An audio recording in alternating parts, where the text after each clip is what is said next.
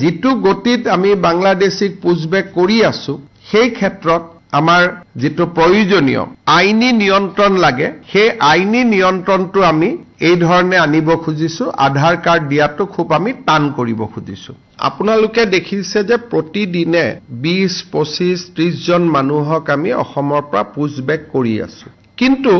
এনেকুৱাও নহয় যে পুলিচে সকলোকে ধৰিব পাৰিছে আজি এটা কেবিনেটত আমি আলোচনা কৰিছিলো যে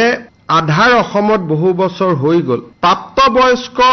মানুহে এতিয়া আধাৰ লোৱাৰ প্ৰয়োজনীয়তা নাই কাৰণ তেওঁলোকক ইতিমধ্যে আধাৰ দিয়া হৈ গৈছে এতিয়া আধাৰ দিব লাগে খালি শিশুক নতুনকৈ জন্ম হোৱা গতিকে আমি এতিয়া অসমত এটা নিয়ম আনিম অহা কেবিনেটত এই বিষয়ে আৰু আলোচনা হ'ব অলপ ভাল কৰি যে প্ৰাপ্তবয়স্কই আধাৰ বিচাৰিলে অকল জিলা উপায়ুক্তহে তাক দিব পাৰিব আন কোনেও প্ৰাপ্তবয়স্কক আধাৰ দিব নোৱাৰিব ইয়াৰ ফলত বাংলাদেশৰ পৰা অহা ফ্ৰেছ মানুহে আধাৰ কাৰ্ড ল'ব নোৱাৰিব আৰু একেবাৰে আমি ৰাস্তাটো বন্ধ কৰা নাই কোনোবা যদি জেনুইন মানুহ আছে বিশেষকৈ চাহ বাগিচা অঞ্চলত কিছু জেনুইন মানুহ এতিয়াও আধাৰ পোৱা নাই তেওঁলোকক জিলা উপায়ুক্তজনে দিব পাৰিব তাৰমানে আগতে আধাৰ কেন্দ্ৰতে পাই যায় বা এছডিসি অফিসত পায় এটা ডিসি জনে নিজে নোচোৱালৈকে আধাৰ পোৱা ৰাস্তাটো বন্ধ হৈ যাব এইটো এটা অসমত আমি নতুন বিদেশী মানুহে যাতে আধাৰ নাপায় তাৰ কাৰণে ডাঙৰ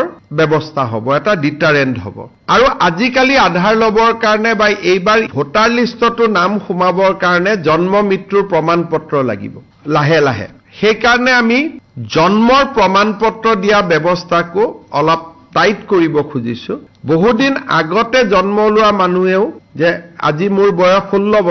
16 বছৰ আগত ডেট এটা দি মই বেক ডেটত জন্ম পত্ৰ লওঁ বেক ডেট মানে ইলিগেলি নহয় লিগেলিয়ে লওঁ মই লিখিয়ে দিওঁ যে মোৰ 1980 চনত জন্ম হৈছিল তেতিয়া মই জন্মৰ প্ৰমাণ পত্ৰ ল'ব নোৱাৰিলো এতিয়া মোক জন্মৰ প্ৰমাণ পত্ৰ দিয়ক তেনেকুৱা কেছ বিলাকো ডিসিৰ ওচৰলৈকে যাব নাগৰিকত্ব প্ৰমাণ নহয় কিন্তু আধাৰখন দেখুৱালেতো ৰেলৰ টিকটো পায় ভোটাৰ লিষ্টতো নাম পায় এক্টৰ লিখা আৰু বাস্তৱৰ কথাটো বেলেগ আধাৰখন দেখুৱালেতো আপুনি দিল্লী মুম্বাই কলিকতা সকলোতে গৈ আপুনি ভোটাৰ লিষ্টতো নাম সোমাব পাৰে এতিয়া আমাৰ অসমত ভাৰতত গেছৰ সিলিন্ডাৰ ল'ব আধাৰ লাগে